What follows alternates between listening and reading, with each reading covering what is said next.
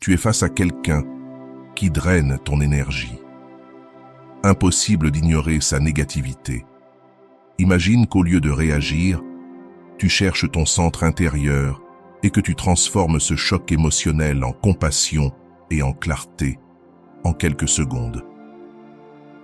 Après avoir vu cette vidéo, tu sauras comment répondre avec une patience profonde, pratiquer la compassion envers toi et envers les autres, poser des limites saines et transformer même la relation la plus conflictuelle en une opportunité de croissance.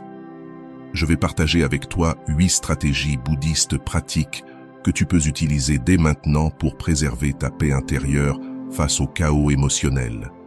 Tu découvriras aussi des exercices concrets et applicables dans ton quotidien. Acceptation réaliste et détachement, gérer les attentes.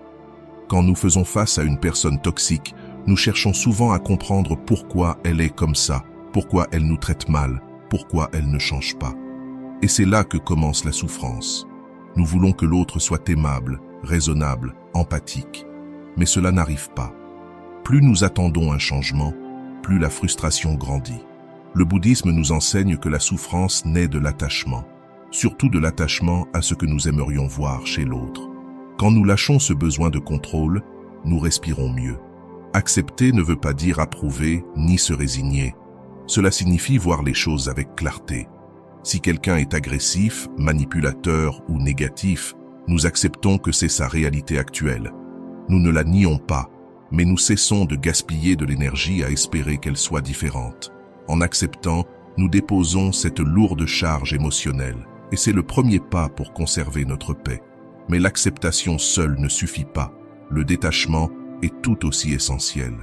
Trop souvent, nos émotions montent et descendent selon la manière dont l'autre nous traite. Cela fait de nous des esclaves émotionnels. Le détachement, ce n'est pas de la froideur, c'est de la liberté. Cela signifie que ton bien-être n'est plus suspendu aux humeurs des autres. Tu restes centré, même face à un proche, un parent, un conjoint ou un ami. Un exercice puissant consiste à te demander, à chaque fois qu'une personne toxique t'agite intérieurement, quelle était mon attente? Peut-être voulais-tu qu'elle soit plus respectueuse, plus aimable, plus compréhensive. Ensuite, dis intérieurement, je lâche cette attente, je respire, je reviens à mon centre. Cet acte simple change tout, car si tu n'acceptes pas ce qui est, tes actions ne seront que des réactions émotionnelles. Mais quand tu acceptes et que tu te détaches, tu agis avec équilibre. Tu peux poser des limites, dire non ou t'éloigner, mais tu le fais depuis la sérénité et non la colère. Souviens-toi, une personne toxique agit souvent depuis son propre chaos intérieur. Cela ne justifie rien, mais cela explique. Tu n'es pas là pour la changer, tu es là pour protéger ta paix. Et ce chemin commence par l'acceptation et le détachement. Avant d'aller loin, je te serais reconnaissant si tu mets un j'aime à la vidéo. Cela m'aiderait à continuer de diffuser cette philosophie. Si tu n'es pas encore abonné, je te recommande de t'abonner et d'activer la cloche pour ne manquer aucune vidéo. 2. Pratique de la patience et maîtrise des réactions internes. Nous vivons dans un monde d'urgence. Tout doit aller vite. Tout doit se résoudre immédiatement. Mais face à une personne difficile, cette précipitation ne fait qu'augmenter la frustration. Le bouddhisme rappelle que la patience n'est pas de la passivité, c'est une force intérieure. C'est la capacité à rester calme alors que tout semble t'inviter à réagir. Et cette maîtrise devient ton meilleur bouclier face à la toxicité. Imagine que quelqu'un te critique de manière blessante ou te lance un commentaire passif-agressif. Le réflexe naturel serait de répondre, de te défendre, de contre-attaquer. Mais c'est ainsi que naît la chaîne du conflit. Une réaction en entraîne une autre et, très vite, tu es piégé dans un combat émotionnel qui t'épuise. Dominer tes réactions, c'est briser ce cycle. Non pas pour plaire à l'autre, mais pour te protéger. La patience commence dans ton corps. Observe ta respiration, sens les tensions dans ta poitrine, ton ventre, ta mâchoire. Reconnais-les avant qu'elles ne t'envahissent. Puis observe tes pensées. Peut-être veux-tu crier, fuir, accuser. Ne les refoule pas, mais regarde-les. Tu n'es pas tes pensées. tu es celui qui les observe. Cette distance intérieure te permet de choisir ta réponse. L'esprit impatient réagit par impulsion. L'esprit patient agit avec sagesse. Ce simple espace de conscience entre ce qui se passe et ce que tu décides de faire change tout. Chaque fois que tu refuses d'entrer dans le jeu de la colère, tu protèges ton énergie, ta santé émotionnelle et ta clarté. C'est un acte d'amour envers toi-même. Tu peux même utiliser des phrases ancrage comme « Je ne vais pas laisser cette émotion prendre le contrôle. Je respire. Je reste présent. » Il est aussi utile de voir la personne toxique comme quelqu'un qui parle depuis sa blessure, sa confusion. Pas pour l'excuser, mais pour comprendre que ce n'est pas toujours personnel. Beaucoup projettent leur douleur sur les autres parce qu'ils ne savent pas la gérer. Un exercice simple est le compte respiratoire. Lorsque tu sens la colère monter, prends 5 grandes respirations profondes. Inspire lentement, expire encore plus lentement. Avec chaque souffle, répète un mot comme calme, clarté, sérénité.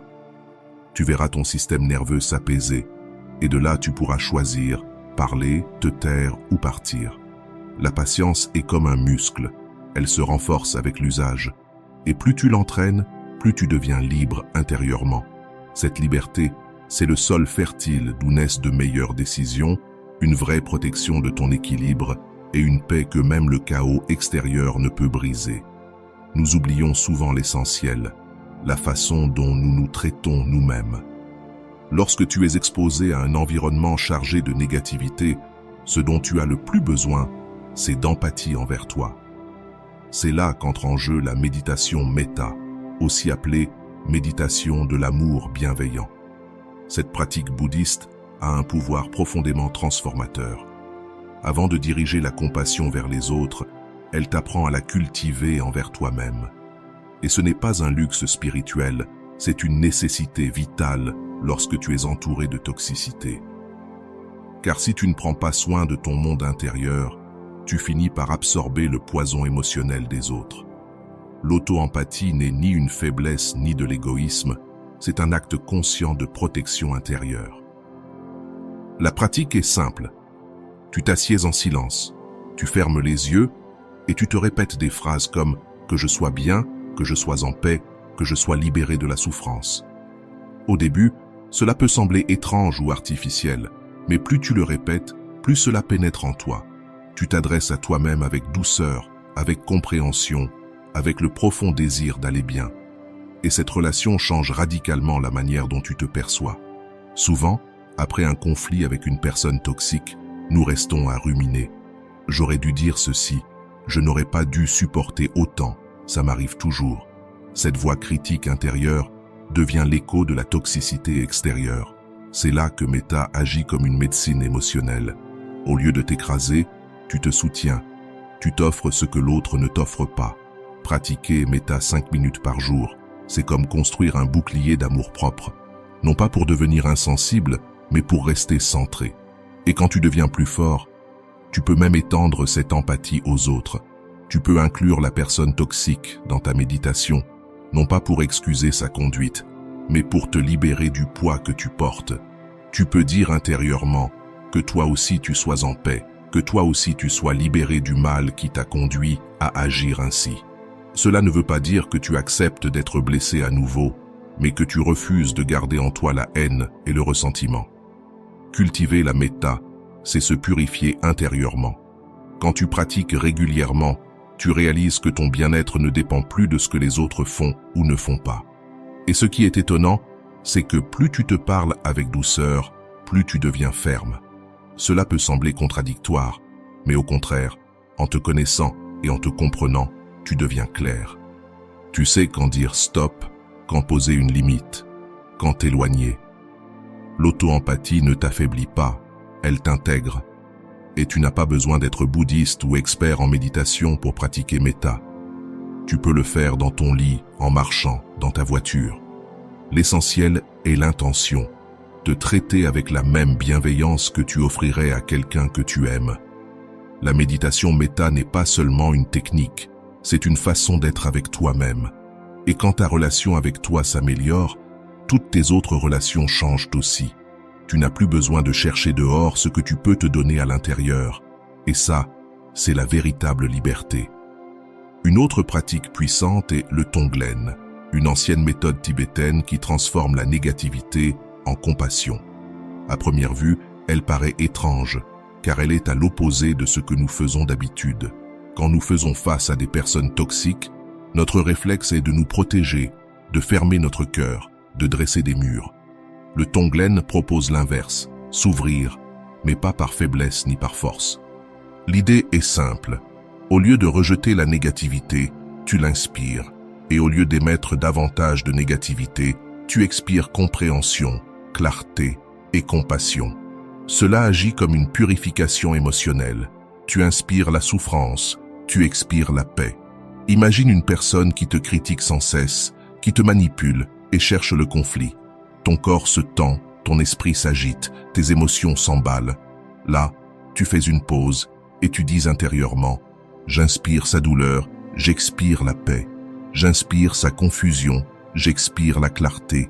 J'inspire sa colère, j'expire la sérénité. » Cette pratique ne change pas l'autre ni son comportement. Ce qu'elle change, c'est ton rapport à cette énergie. Tu ne réagis plus avec du feu, tu réponds avec de l'eau. Tu ne tolères pas les abus, mais tu n'es plus piégé par la haine. Et tu comprends une vérité. Personne en paix ne détruit constamment les autres. La toxicité vient presque toujours d'une souffrance intérieure. Pratiquer le Tonglen, c'est refuser de propager cette guerre. C'est dire « Je peux ressentir cette énergie sans qu'elle me détruise ». Et tu n'as pas besoin d'être face à la personne pour pratiquer. Tu peux le faire à distance, même pour des personnes du passé qui t'affectent encore. Chaque respiration est une libération, une transformation. Et parfois, sans même le vouloir, ta nouvelle énergie influence aussi la relation. Peut-être que l'autre le sentira, peut-être pas, mais toi, tu ne seras plus prisonnier. Le Tonglen n'est pas du sacrifice, c'est du pouvoir intérieur. C'est choisir de transformer la douleur en lumière. Enfin, une autre clé est l'écoute consciente et la communication sans jugement. Quand on fait face à une personne difficile, on écoute souvent pour répondre, pour se défendre.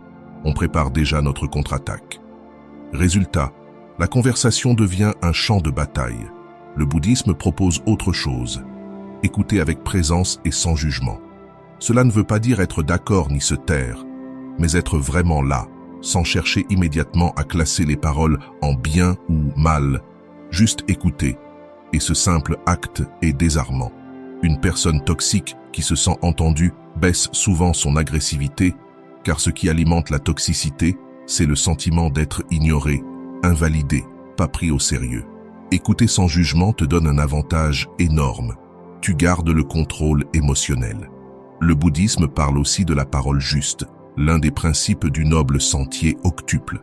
Ce n'est pas seulement dire la vérité, mais se demander « Est-ce que je parle pour construire ou pour détruire ? Pour clarifier ou pour dominer ?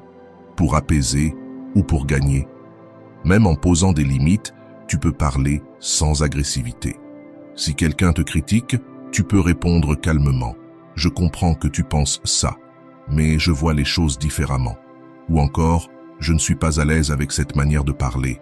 Préférons en discuter quand nous serons plus calmes. » Tu exprimes avec clarté, sans jugement, et tu coupes ainsi le cycle du conflit. La communication consciente n'est pas de la faiblesse, c'est de la maîtrise intérieure. Quand quelqu'un est enfermé dans son monde toxique, la dernière chose qu'il veut, c'est changer. Ton rôle n'est pas de le convaincre, mais de t'exprimer depuis ta vérité, avec respect, sans jamais te laisser écraser. Et cela est bien plus puissant que n'importe quel argument. Écouter consciemment ne signifie pas seulement écouter l'autre, mais aussi t'écouter toi-même. Observer ce que ces paroles provoquent en toi, quelles émotions se réveillent, quelles pensées surgissent. Plus tu es attentif à ton monde intérieur, moins tu seras vulnérable aux attaques de l'extérieur. Tu pourras alors dire « D'accord, cela me dérange, mais je ne vais pas répondre depuis cet endroit. Je vais respirer et répondre autrement. » La pratique consiste à être présent, et cela s'entraîne. Chaque conversation difficile devient une occasion de renforcer ton attention, ton équanimité, ta compassion. Non seulement pour l'autre, mais aussi pour toi, car parler avec conscience est une façon de te protéger. Avec le temps, tu découvriras que tu n'as pas besoin d'avoir toujours le dernier mot, ni de gagner toutes les discussions. Ce dont tu as besoin, c'est de préserver ta paix, ta dignité, ta clarté.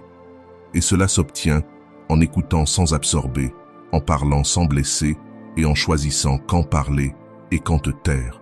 Parfois, le plus grand acte de sagesse est de garder le silence et de te retirer avec calme. Le bouddhisme nous offre une clé précieuse, l'éthique de la parole juste, aussi appelée discours habile. Face aux personnes toxiques, il est facile de répondre avec des mots durs, des critiques ou du sarcasme. Mais le discours habile nous invite à communiquer de manière à ne pas nourrir le feu du conflit, mais au contraire, à l'apaiser, ou du moins à ne pas l'aggraver. Les mots ont un pouvoir immense. Ils peuvent blesser profondément ou guérir, diviser ou unir. Dans une situation toxique, la façon dont tu utilises le langage fait toute la différence entre être aspiré dans la dispute ou préserver ta paix. L'honnêteté est essentielle, mais pas n'importe laquelle. Une honnêteté accompagnée de bienveillance et de respect. Il s'agit de dire la vérité sans la déformer, mais avec compassion. Par exemple, au lieu de dire « tu es insupportable et tu fais toujours tout mal », tu pourrais dire « quand tu fais cela, je me sens frustré et j'aimerais que nous en parlions autrement ». La sincérité reste, mais l'énergie change. Évite aussi les généralisations comme « tu fais toujours » ou « tu ne fais jamais ». Elles nourrissent la résistance et ferment le dialogue. Parle depuis ton expérience, avec « je pense » ou « je ressens », afin de diminuer les défenses de l'autre et d'ouvrir plus de chances à une vraie communication. Évite également de parler à chaud. Quand l'émotion est à son comble, le risque est grand de dire des choses que tu regretteras. Si tu sens la colère monter, respire, prends une pause et s'il le faut, demande du temps pour reprendre la conversation plus tard. Cela n'est pas fuir, c'est faire preuve de sagesse. Même le silence peut devenir une forme de discours habile. Ne pas répondre à une provocation est parfois un signe de force et d'autocontrôle. Un silence bien choisi peut protéger ta paix, bien plus qu'un flot de paroles. Avant de parler, demande-toi toujours « quel est le but de mes mots ?» Vouloir résoudre un problème, me défendre, blesser l'autre ou simplement évacuer ma colère. Quand tu deviens conscient de ton intention, tes paroles gagnent en puissance et t'économisent une grande énergie émotionnelle. Mais au-delà des mots, il y a aussi une autre clé essentielle, apprendre à poser des limites claires. Cela ne veut pas dire construire des murs rigides, mais créer des frontières conscientes depuis l'équanimité, cet état intérieur de calme qui n'est pas bouleversé par la colère ou la peur. Poser des limites, ce n'est pas de l'égoïsme, c'est un acte d'amour et de respect envers soi-même. Si tu laisses quelqu'un te traiter mal sans réagir, tu l'autorises à continuer. Et même si éviter le conflit semble plus simple sur le moment, à long terme tu accumuleras plus de souffrance et de fatigue. Le secret est de poser ses limites avec fermeté, mais sans agressivité. Imagine que ta limite soit une ligne de lumière, claire, visible, mais sans violence. Par exemple, si quelqu'un te parle avec mépris, tu peux répondre calmement « Je n'accepte pas cette façon de me parler et je préfère arrêter la conversation si cela continue. » Ainsi, tu protèges ton espace sans te laisser aspirer dans une querelle destructrice. Pour y parvenir, l'autoconnaissance est cruciale. Plus tu te connais, plus vite tu repères quand on dépasse tes limites et plus facilement tu agis à temps. La pleine conscience t'aide à sentir ces signaux précoces de malaise et à réagir avant que la situation n'explose. Car protéger ton énergie et ta paix, c'est aussi accepter de perdre certaines relations toxiques si nécessaire. En réalité, ce n'est pas une perte, mais un gain de santé émotionnelle. Enfin, une des plus grandes leçons du bouddhisme est celle de l'interconnexion. Rien n'existe isolé, tout est lié.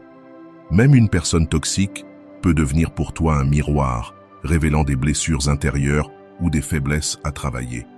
Cela ne veut pas dire justifier son comportement, mais comprendre que chaque relation est une opportunité d'apprentissage.